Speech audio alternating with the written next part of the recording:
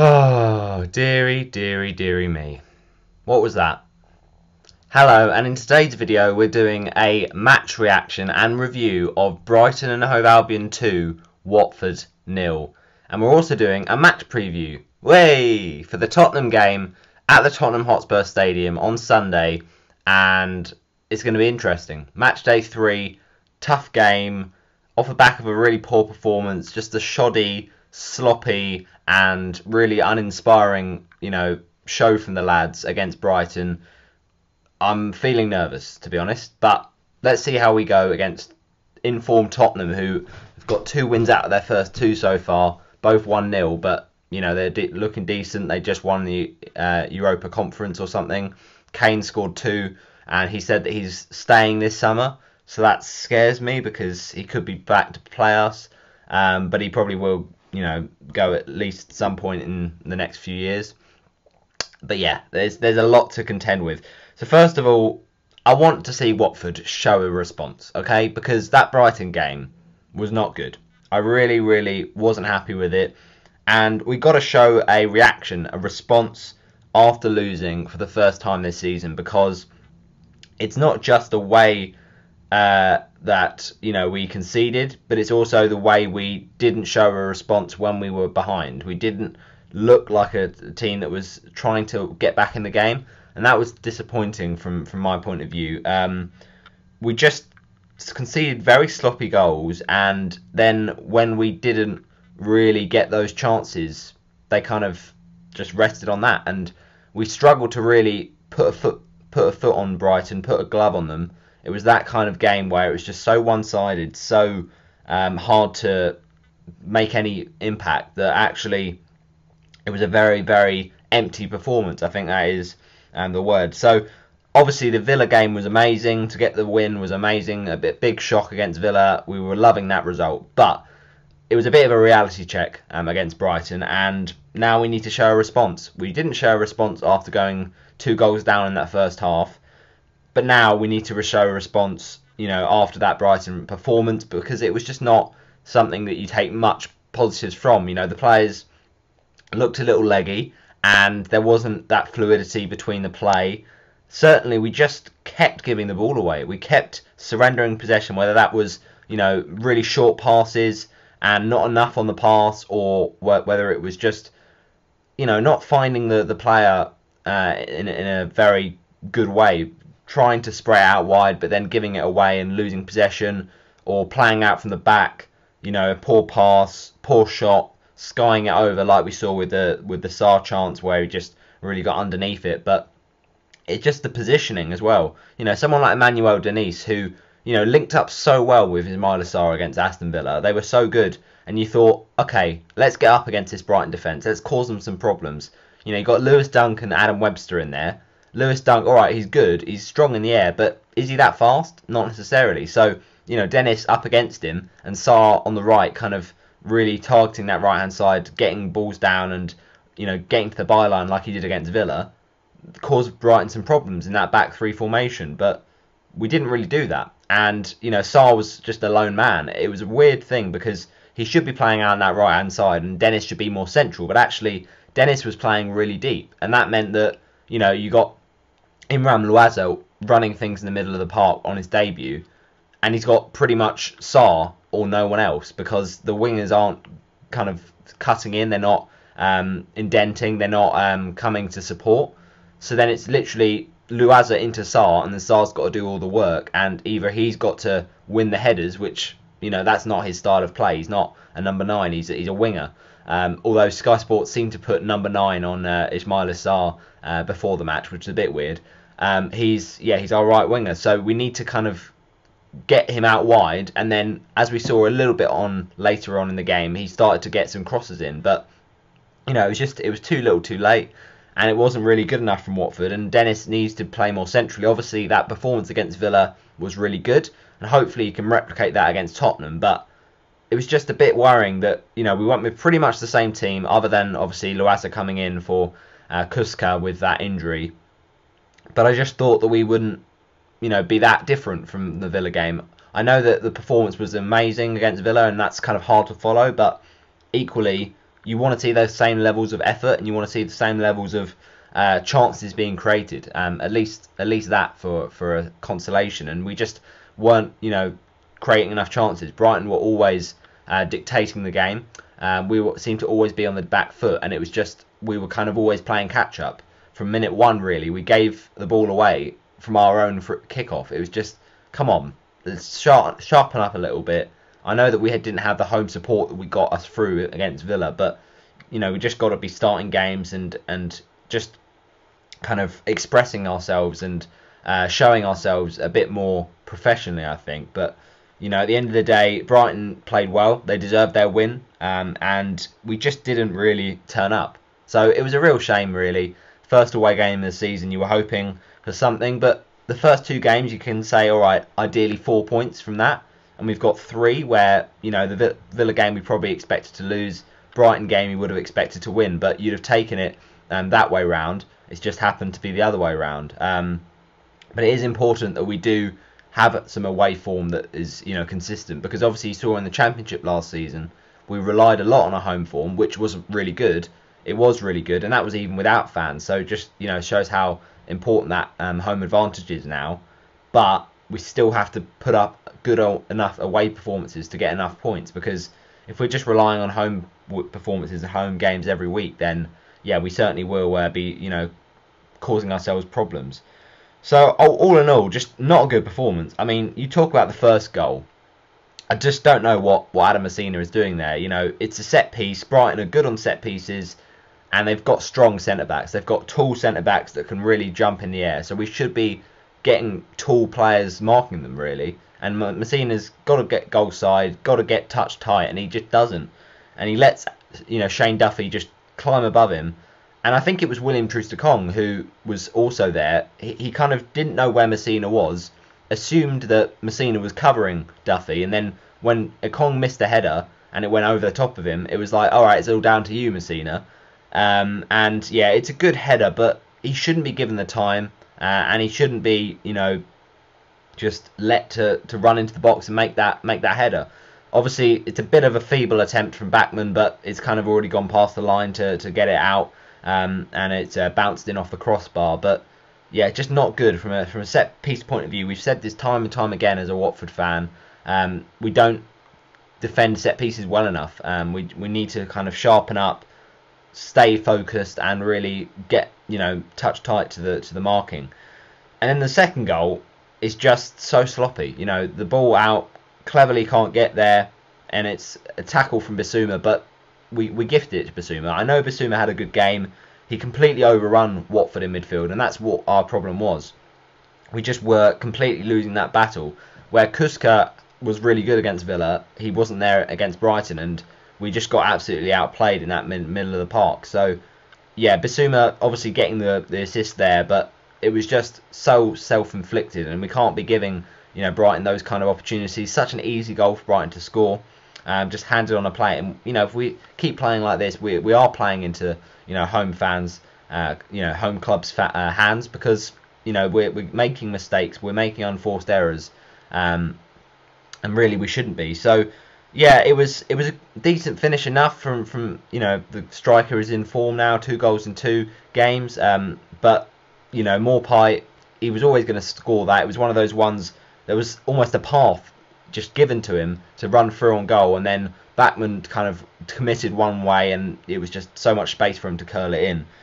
So not good, basically. 41 minutes in, and we're 2-0 down, and certainly to concede that second so close to the second half is a real blow, because you kind of think, all right, at 1-0, not great performance so far, but we can kind of address the issues that we had in that first half and try and get back into the game, try and approach it a bit differently. But at 2-0, the game kind of plan does go a little bit out the window. You're going to have a lot to kind of get back on, and it feels like you're fighting quite a big battle.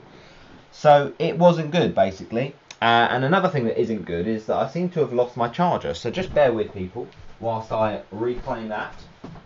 Okay, that is a problem. Well. I can't be having this review dying on me, can I? No, that would not be good. Apologies, people. Okay. Right, this is a bit annoying.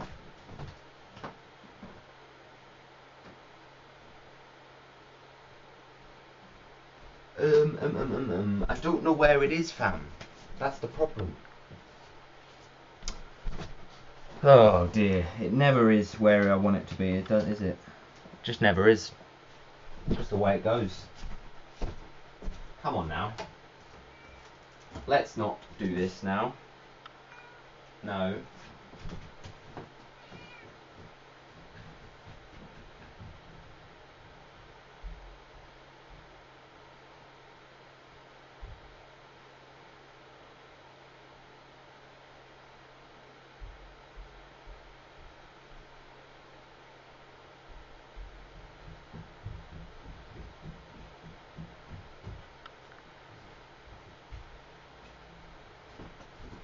Okay, what's going on, lads? What's going on? apologies. I just don't know where it is, to be honest. It's just quite annoying. There's not a lot I can do.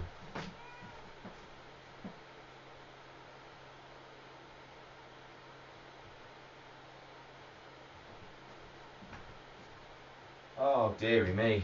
I'm absolutely having a mare, people. Where even is it? Nah, I'm not having this. Dream on if you think I'm having this. No chance. It's gone. it's vanished out of thin air. Genuinely. My charger has vanished. Oh, this is not good enough. Dearie me.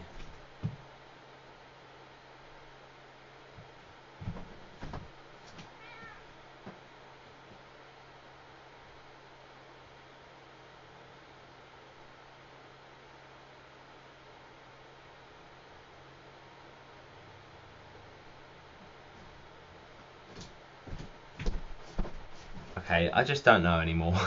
What am I supposed to do? I can't find it. Dearie me. Nah, you gotta allow it. Surely. This can't be happening, honestly. This is like the Brighton game all over, it's a nightmare. Oh dear.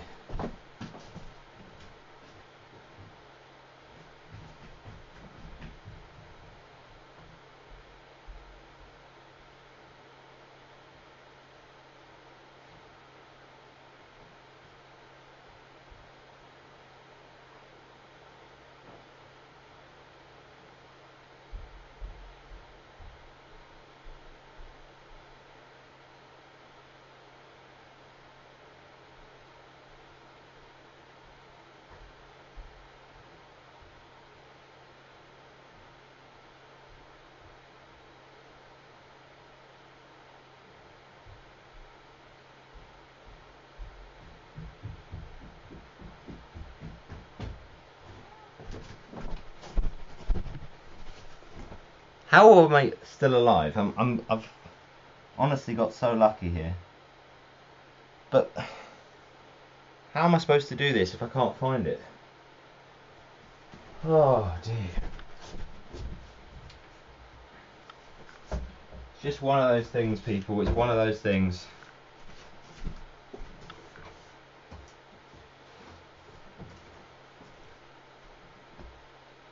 Honestly, what do I do?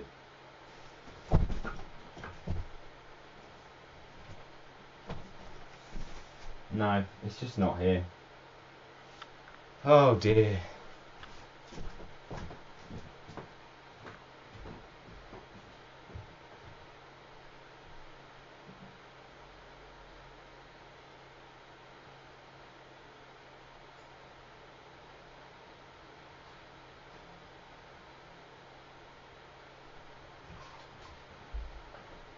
Okay, we might have actually found it. Thank you for waiting, I appreciate it. Honestly, I do. I genuinely do. Come on. Let's be having ya. Is this it? I think I've got it.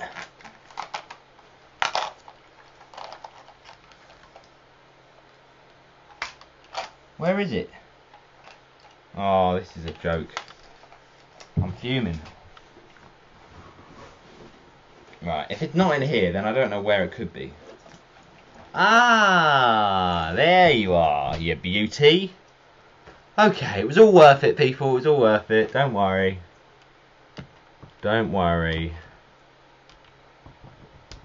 Relax. Chill out.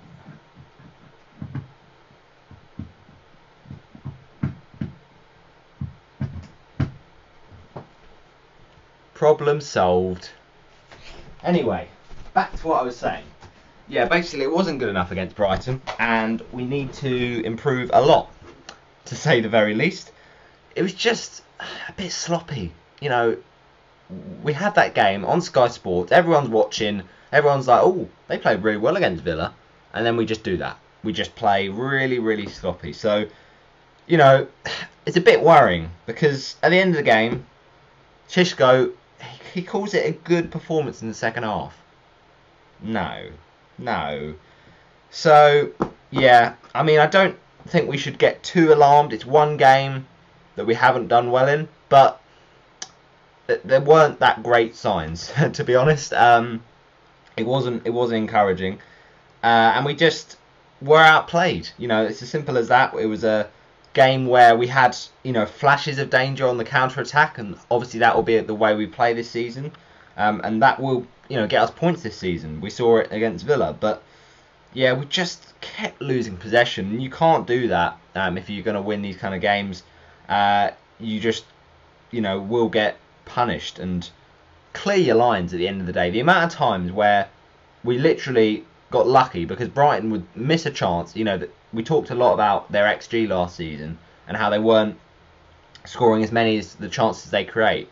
But, you know, if it wasn't for Brighton having a few more clinical players, we could have lost that way, way more. And I think 2-0 actually flattered Brighton because we were that poor. You know, we were surrendering chances, and at the end of the day, we weren't creating enough of ours.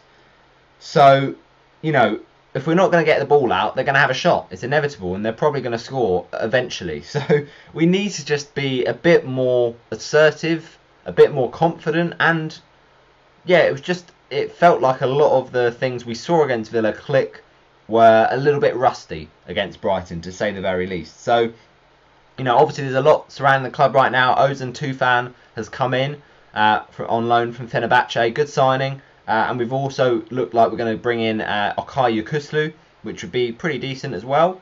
But it looks like Will Hughes is off to Crystal Palace. So, you know, there's a lot about midfielders. We do have a lot of midfielders. And, you know, in terms of forwards, I'm still confident in Dennis. I'm still confident in Ashley Fletcher. Of course, scored his first Watford goal in that match against Palace in the week, Carabao Cup match.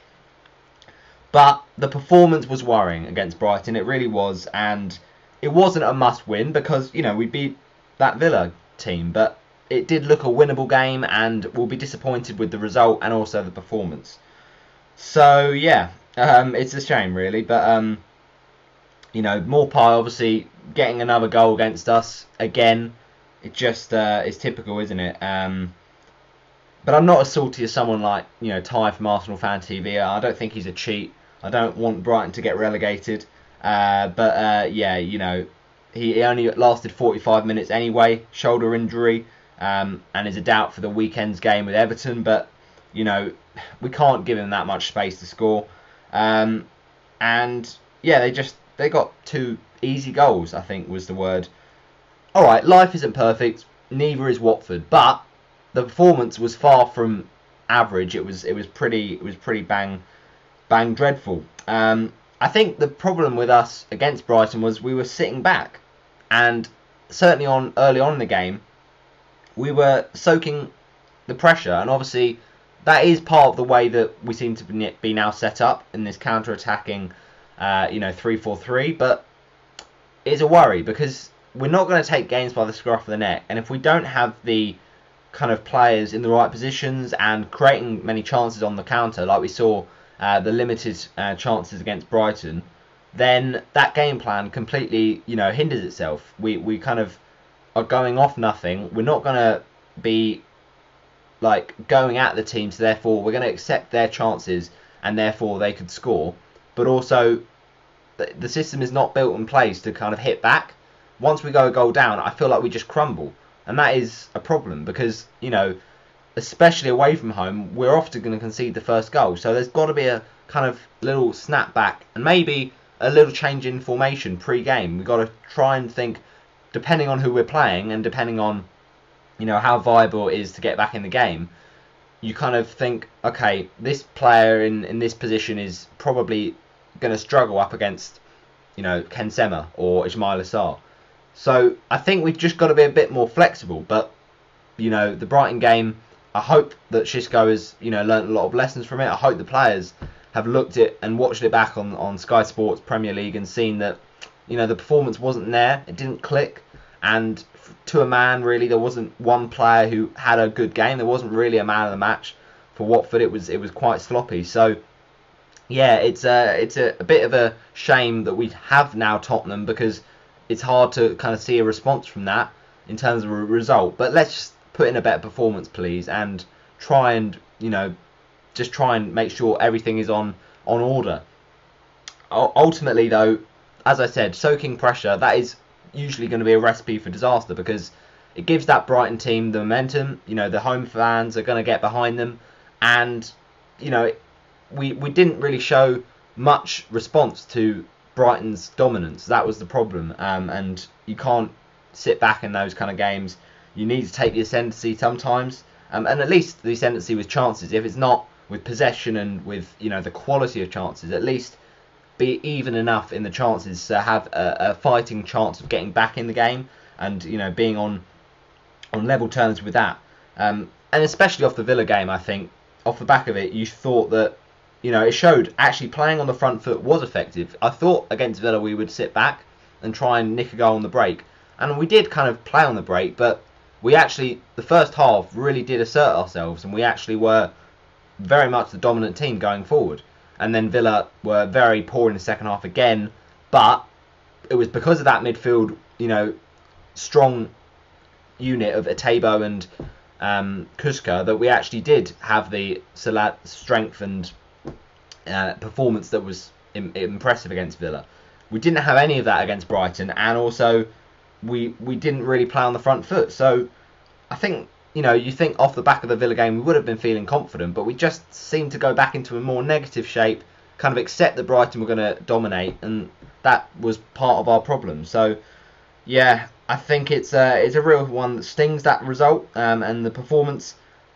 It really would have been a different kind of game had it been 1-0 at half time. I think, as I said before, just changes that team talk where you kind of approach the tactics a little bit differently. Try and stay in there and kind of stay in the game, really put Brighton under a bit more pressure and get back in the match. But at 2-0, like I said, it's an uphill struggle. So I think the defensive problems right now are a worry, because, you know, obviously 4 goals in 2 games is not ideal. Sierralta, though, against Palace, came back and got a clean sheet. Let's try and see him start. I know he's had a few fitness worries, but I just don't have massive confidence in Kabasele right now. You know, he played well against Villa, but I just feel like the partnership we want to see is Troost-Ekong and Sierralta. And obviously, Troost-Ekong, with his distribution, we always say it is a problem. And we don't want to see us playing out from the back, because, you know, unfortunately for Troost-Ekong, he's not gifted enough in that area of the park. So we've got to kind of play to our players' weaknesses, but also to their strengths. And hopefully Sierralta can just kind of shake up that defence a little bit against Tottenham, if he is to come back in. Obviously, Kiko Femenia is a massive miss, because, yeah, alright, Sarr and Dennis played well against Villa, but you want Sarr to have support, because he's so good at running off another player. And Kiko Femenia is usually that player, but, you know, he's not started the season fit enough. And we've kind of played a bit of a makeshift right back at Cathcart in that position. So it doesn't give us as much attacking threat down the wings without Kiko. And obviously no Jeremy Ngakia. He will be thinking, you know, why have I come here to kind of fill in that right back spot if we're just going to play Cathcart every week? Is kind of a shame for him, because he was really good at Championship level for us last season. You know, when he was given the chances, he would play really well. But I think he should be given more of an opportunity, and I think we just need to really play back into our kind of settled position. Obviously, injuries do hinder that, but we just need to get back to how we know we can play, and hopefully put in a bit of a performance against Spurs. That will be possibly without Troy Deeney. Well, we'll get into my preview now of Tottenham on Sunday.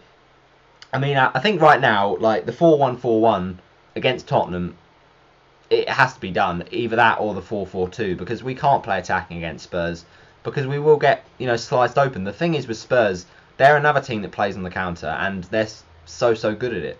Against Wolves, it was interesting because, they wasted a lot of chances, but obviously the goal from Ali on a penalty. It will be interesting to see how much of a role Ali plays against us. I hope that he's kind of not as far forward as he has been in the previous two games, but if Kane does play, then it does fill me with a lot of fear, I'll be honest, because Son right now looks a player on top of his game. He plays best as a lone striker, really. I think he actually does play better with Kane out of the team, but Kane coming back in does push out Son a little bit more, and obviously it takes penalties off Dele Alli with Kane playing, but I don't know if Kane is going to be perfect to start. He obviously came on against Wolves, but I think we just got to be really careful, because this could be a sort of game. We saw it in the 16-17 season under Walter Mazzarri.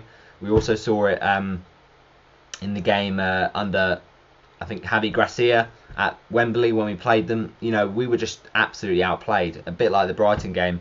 Hopefully not, but I just want to see us have a bit more of a foothold in the game. I know that it will be tough. We'll be defending. We'll kind of be soaking pressure again.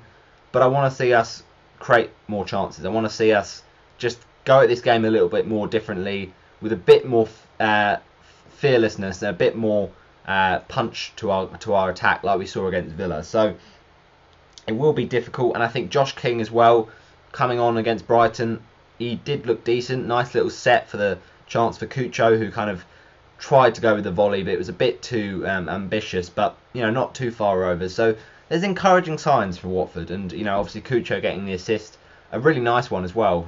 It was almost a bit like the Villa goal he scored. He just curled it to the back post for Fletcher to tap in. But yeah, Cucho is a good player who's pushing on the front team and knocking on the door, really. But it'll be interesting to see, can King get a full 90 minutes. Right now I'm not sure if he can, but right now I'd start with Dennis. I think Dennis, Sema and Sarr is the way to go right now, but we can easily play Cucho on that left hand side if we're feeling like it.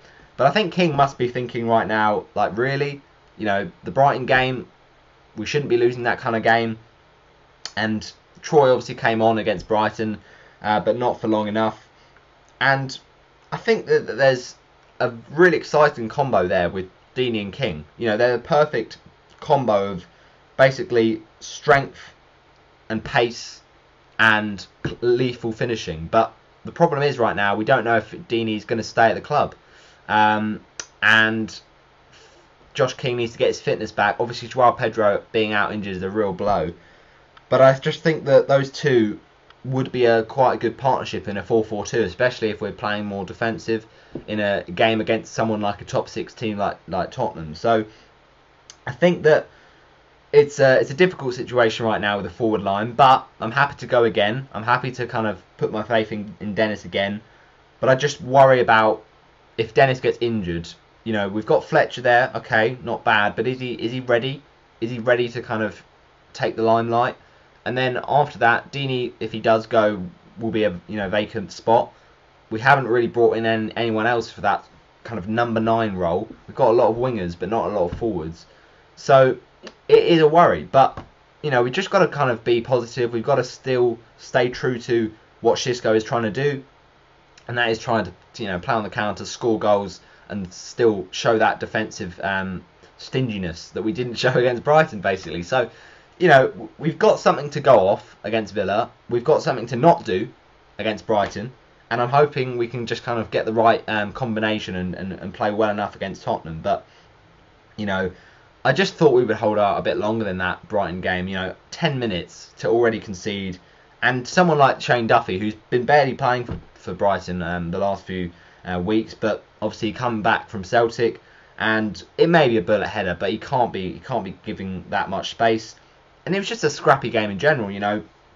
One shot or so on target for Watford, and I think most of the game you saw Brighton have the ball, but there wasn't actually many shots from them early on in the game. I think they had 2 shots on target and 2 goals at one point in the game. It was kind of that kind of quite dull affair, but Brighton obviously were very much the better team. So I just thought we would score at least one consolation, take something for the next game to kind of build on, but we just never really got going. It was a wake-up call, and I think that it was that we can't let a bearable team, when I say a bearable team, I mean a team in and around us, dictate us like this. We can't let them play us and, you know, basically have us on strings. It was that kind of thing, really. The second half, I think we should have put Brighton under more pressure, changed the dynamic, changed the approach to the game, but it didn't really happen. Brighton still just kind of managed the game very professionally and, you know, ended 2-0. So Tottenham is going to be tough. There's no debating it, and I'm predicting a tough game. I probably will say a 2-0 Tottenham win because, you know, we're going to struggle, and I think that was a bit of a heart sapper really against Brighton, but let's just go for it. We've got nothing to lose because we expect to lose against Spurs, if that makes sense. Let's see if we can, you know, not lose very embarrassingly, but also if we can get something in the game, get a point, and take that going into the Wolves game. You know, 4 points from the first 3 would be decent. And I think that, you know, as long as we can see a bit more of an improvement in performance, I'd like to see Backman start, of course. I'd like to see, you know, out on the left, Danny Rose possibly get a debut with his first full Premier League start, because, you know, Messina's just not been great so far. And then I'd like to see Sierrata back in there. I'd like to see at the right back spot a bit more of a natural right back in Jeremy Ngakia. I hope Kiko's back, but I don't think he will be. And then in the middle, obviously Luaza was decent against Brighton, good at holding the ball up. But he is one of those players who likes to take a shot, and he's not afraid to. So, you know, obviously in the absence of Kushka, that could be important. But I'd love to have Kushka back because he just completely took the game by the scruff of the neck. And that's what we need all the players to do, really. So, yeah, that is my match preview and match review done. I think it's going to be a really tough game. We just have to take it on the chin, whatever happens. And, yeah, move on to the international break and, you know, try and get some deals done to try and finalise something. And try and get us some more options going into the September games. But thanks for watching. I know it's been a long one. I appreciate it. I fully do. All right. If this doesn't, you know, get a like, then what are you doing? Smash a like on it, and especially because I had to find my charger. It was a difficult, stressful thing to do. And I appreciate you helping me and watching through that. So do smash a like on it, share it. And make sure you, basically spread the word. Brighton 2, Watford 0. But Tottenham is up next for the Golden Boys. Let's see if we can show a bit more bite.